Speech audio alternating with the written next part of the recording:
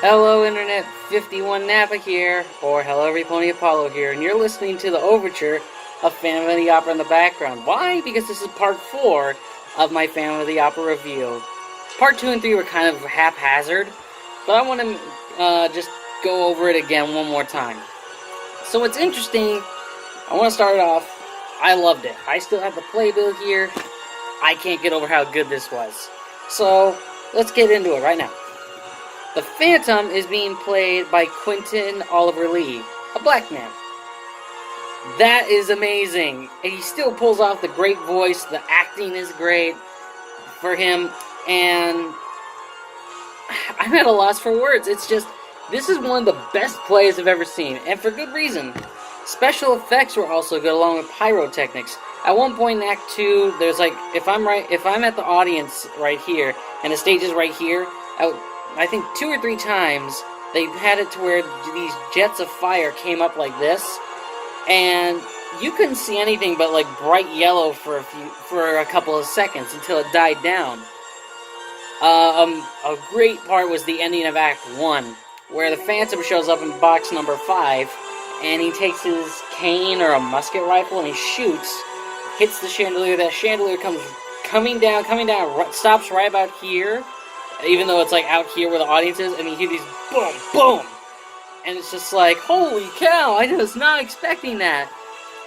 But one good thing I liked about Phantom of the Opera was that it wasn't like a drama sob story. There were some legitimately funny moments in Phantom of the Opera, and I just couldn't get over how awesome it was. And you're listening to it now. The music in Phantom of the Opera is just, it's amazing. It's like, I can't put it in words. You just have to listen to it. But for me, it kind of inspired something like the Haunted Mansion movie music. But getting back to the play, I couldn't get over how awesome it was. And the good thing was that at the end, to me anyway, Christine, I don't know how to pronounce her name, it's French. Christine Daae, I think, because it sounds like Diane, shows the Phantom compassion at the very end. And to me, in my mind, it's like, okay, Raoul, who's Christine's boyfriend, fiancé, husband, and Christine, they leave the Phantom's lair, and to me, they become friends afterwards. But the chandelier crash was awesome. The pyrotechnic special effects were great. The fact that, everyone was singing 2/3 of the time was pretty good, but I still loved how it wasn't all dramatic and tense and, sobby and stuff. They legitimately threw in some good humor into the Phantom of the Opera, which helped relieve the tension. Now you're listening to the Haunted Mansion movie in the background. I know what you're thinking. Why that? Well, to me, it sounds a little like it got some inspiration from Phantom of the Opera. I don't know if that's true or not, but I couldn't stop raving about this after I had seen it. I'm still raving about it. And it's to my viewers. And if you ever get the chance to see it when it comes to your town, or like somewhere near your town, like Vegas, San Diego, wherever, get those tickets. You need to get those tickets.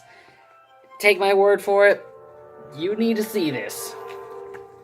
Now, to me, and one other thing that was kind of crazy, reminded me a little bit of Call of Duty Black Ops. There's a scene where all these people are trying to sing, and they're all off key, or at least I think one of the guys is. Let me see here. Give me a second. He's off key, and then the piano starts playing by itself.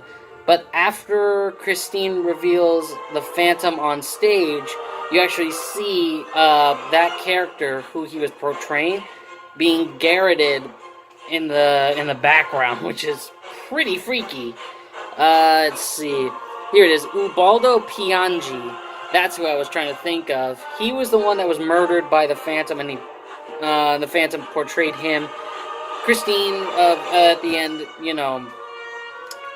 gives the Phantom affection, and the ending's a little odd. He's about to be shot by the French police, but he disappears suddenly, and all they find of him is his mask, which is kind of crazy. And I am not timing it with the music, okay? I wasn't trying to time it with the music.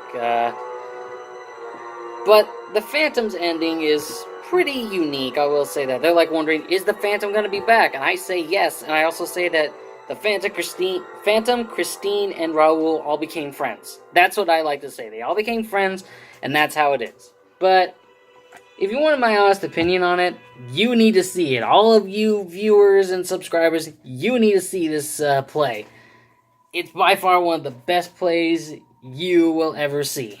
And, I'm still at a loss for words, even a day later.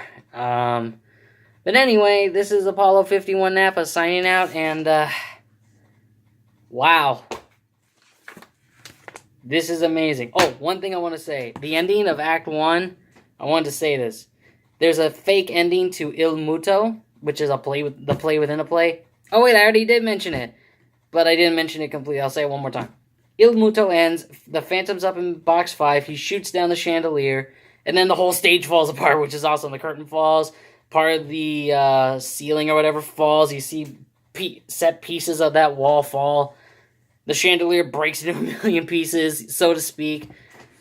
It's an amazing ending to Act 1, you don't see that often, and this is like, to me, the granddaddy of all plays and operas. But yeah, that's all I got. And, yeah, this is Apollo 51 Nappa. See you next time. And just because I'm reaching out like this makes me reminisce about my old YouTube poop reaction videos. And by the way, the reactor is finally up. I'm up to my 6th episode right now. Go check it out when you get the chance. See you next time.